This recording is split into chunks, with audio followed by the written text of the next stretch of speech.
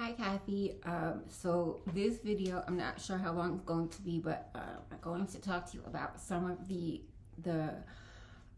key moments or important moments in the second half of Beowulf. So when I say the second half, kind of the dividing line for me, which is about halfway through Beowulf, is line 1395. Wait, it's 13. No, I'm sorry, it's 1385, and so this is before Beowulf fights Grendel's mother, but it is after Grendel's mother has attacked and she has killed Esker, who is one of Hrothgar's most trusted advisors.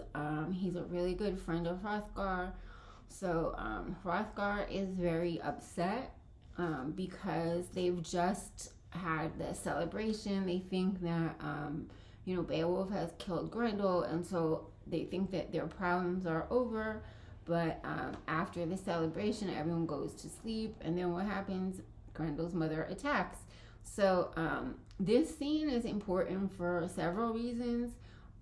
We get to see Hrothgar's reaction to it, and if you go back about a page to line 1306 or 7, and you pay attention to the way he is described. He's described as the old lord, the gray-haired warrior, was heartsore and weary. And I think it's significant that the poet is emphasizing that he's older, that his hair is gray, because Hrothgar is not, young like Beowulf, and this life with the constant war is really taking a toll on him. And he even says, "Rest, what is rest? Sorrow has returned, alas for the Danes." So Hrothgar at this point is kind of feeling like things are hopeless, and he just, like, it's too much for him. And Beowulf comes to see Hrothgar because he's heard, he hears about the attack, and his reaction is very different. So Hrothgar is very upset because he's lost Esker, who was, a dear friend of his. And Beowulf is not at all upset. Beowulf definitely embodies the values of heroic culture here, or heroic society, because Hrothgar is upset and he is mourning the loss of a friend, which is a normal human reaction. Beowulf, on the other hand, says, "Wise sir, do not grieve. It is always better to avenge dear ones than to indulge in mourning. For every one of us living in this world means waiting for our end. Let whoever can win glory before death. When a warrior is gone, that will be his best and only bulwark." So, and then, he says a few other things, and then he says to Hrothgar, "Bear up and be the man I expect you to be." So what Beowulf says there is important for several reasons. As I said, it embodies values of heroic society, because there we see, rather than when someone is killed, mourning or encouraging forgiveness, we see that their reaction is to go out and to kill and to avenge the death of the person who is lost. And then we also see Beowulf's inclination to seek glory in battle. And then this also shows us that Beowulf does not believe in a Christian afterlife, because he says, for every one of us living in this world means waiting for our end. When a warrior is gone, that the glory he finds in battle will be his best and only bulwark. So that's it right there. We see that Beowulf, and again, these characters did not believe in the Christian God or the Christian afterlife. That's why winning glory in battle is so important to them, because that is what would live on their reputation. And then also Beowulf says to Hrothgar, "Bear up and be the man I expect you to be," which is kind of disrespectful, because Hrothgar is an elder, he is king, and Beowulf is just this, yes, he has come and defeated Grendel, but he's very young and he's pretty inexperienced. And who is he to talk to the king this way? So we have that scene, which is important. So after this scene, Beowulf goes and he fights Grendel's mother. Just to be, just quickly summarizing the fight, it's definitely harder than the fight with Grendel, but Beowulf does win. It is another victory for him. So after, I'm going to skip over the fight. After the fight, Hrothgar gives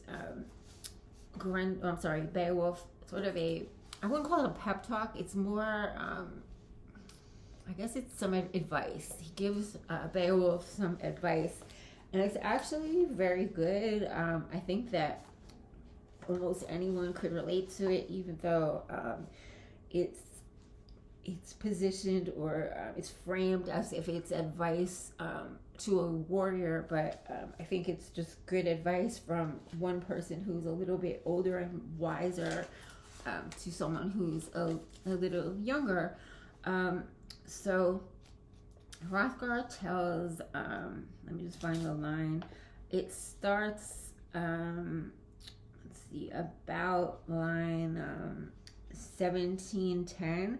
So Hrothgar is telling Beowulf about this king Hermod, who was not a good king, and Hrothgar says, learn from his example and understand true values. And then he tells Beowulf, and this actually goes on for about 2 pages, so I'm not going to read it all, but he describes the point of this speech is for Beowulf to remain humble, because as Hrothgar says, he's framing it as God gives man,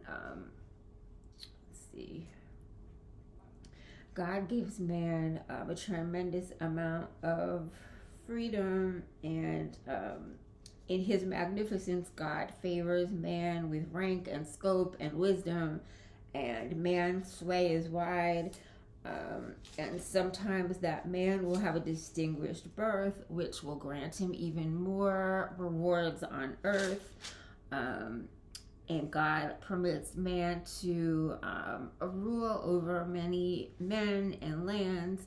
And this is all good until that man starts to forget that one day is going to end, that he is going to die. And I'll read from the text. This is line 1735.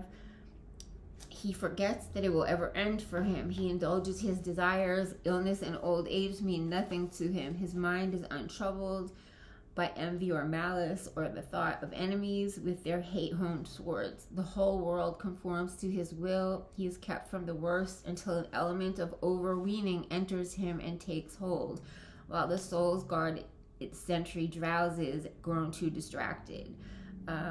His old possessions seem paltry to him now. He covets and resents, dishonors custom, and bestows no gold. And because of good things that the heavenly powers gave him in the past, he ignores the shape of things to come. Then finally the end arrives, when the body he was lent collapses and falls prey to its death. Ancestral possessions and the goods he hoarded are inherited by another who lets them go with a liberal hand.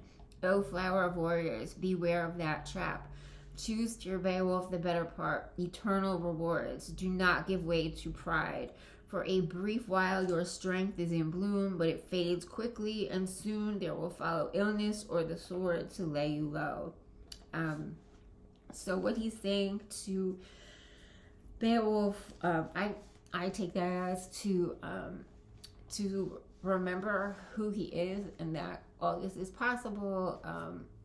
Well, I don't want to get too much into all this is possible because of God, because then that gets into, is this the poet's message or is it Hrothgar's? But definitely something that he's saying to Beowulf is to stay humble. He says, do not give way to pride. And And then he tells Beowulf, I ruled the Ring Danes country for 50 years and I defended them in wartime, but then I came to believe my enemies had faded from the earth. And what happened? Grendel attacked, and so I praise God that I've lived to see that, to see him gone. But Hrothgar's point is that he grew to kind of take things for granted, and he was met with Grendel. Grendel attacked and really kind of put Hrothgar in his place. So he's just saying to Beowulf, well, I don't want to tell you what he's saying, but I just wanted to point that scene out to you because it's very important and it very much is foreshadowing things to come. So in the second part, we see Beowulf, the king. In the first half, we see Beowulf, the warrior. So one thing that's important to know is that in heroic society, a king his number one responsibility was to protect his people. And so that meant not to protect the people by fighting for the people, but to protect them by, let's say, well, first of all, the king would have a band of warriors or retainers whose responsibility it was to fight for the king. So the king is supposed to, not put his life on the line because the king is very important and his job is to protect the people. So the king should have other people fight for him. When Beowulf is king, first of all, we're not told a lot about the kind of king he is, or the things that happened during his 50-year reign. We only see him during the period when the dragon attacks, and it's been 50 years that he has been king. So we don't have a lot, but let's see. Sorry, so let's see. Oh my gosh, I'm sorry, my mind just okay, so we see Beowulf as king, and he's not a good king, from what we can see. We are told that after 50 years of him being a good king, and that's all it says, the dragon attacks. However, when the dragon attacks, it's very important to recognize that Beowulf does not care until it affects him. So when the dragon attacks, it is because the dragon has a hoard of treasure, which is in his, he's kind of hoarding it in this cave in the earth, and a slave breaks or kind of stumbles upon the hoard of treasure, and he takes, I can't remember if it's described as a goblet or a chalice, but either way, it's like a fancy cup, and the slave steals it, and the dragon is very mad. So he comes out and he's breathing fire, and he destroys a lot of Geatland. He destroys much of the land. He destroys many houses, and Beowulf does not do anything. If you look at the language of the text, it's very clear. Beowulf does nothing until his own home is burned down, and then Beowulf is noticing, oh my gosh, what am I going to do? He's very distraught, and he decides that he's going to fight the dragon. He's going to fight the dragon alone. It's important that we recognize that he's not fighting the dragon to help the people. He says it himself, that he is fighting the dragon for the glory of winning. So this is a moment where we see Beowulf. Beowulf has not taken the message that Hrothgar, or the speech that Hrothgar gave him, kind of went in one ear and out the other, because Beowulf, he does everything that he was told not to do, and most importantly, he's not being a good king at all, because he is putting his life on the line, and he does die in this fight. He has not groomed an heir, and he doesn't have a son, so when he dies, he leaves the people of Geatland open to invasion. And the very last scene, when the poem ends, it ends with a funeral, which is very interesting because it also began with a funeral. The funeral in the beginning is very different, though, because the king, Shield, was actually a good king. Beowulf was not. As I said, he gets himself killed and he has not groomed an heir, so there is no one to step in and lead.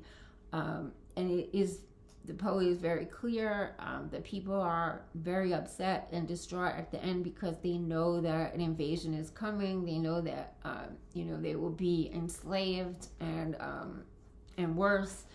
So the ending of the poem is very different, and the poet's very last line, I'm kind of skipping ahead, sorry, I'm not going in the order that I had planned, but the poet's very last line, let me just find it, he says that, they said, of all the kings upon earth, he was the man most gracious and fair-minded, kindest to his people, and keenest to win fame.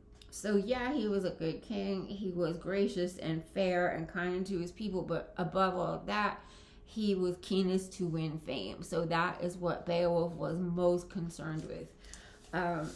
So when you look at the second half of the poem, it's important to recognize that that there are different expectations for a warrior and for a king, and that in the second half, Beowulf is supposed to, follow the rules or the guidelines for a king, but he doesn't. So when he fights the dragon, he's very much, his pride has become a problem, and it's important to recognize that. Let's see. So another thing I wanted to point out to you is that when Beowulf returns to Geatland and he is talking to his king Hygelac, we learn that Beowulf actually lied. When we first meet Beowulf, when he travels over to meet King Hrothgar and presents himself and offers to fight Grendel, he says that he presents himself as having all of this experience in battle, and he even says that everyone approved of him coming because they knew of his awesome strength and da da da da.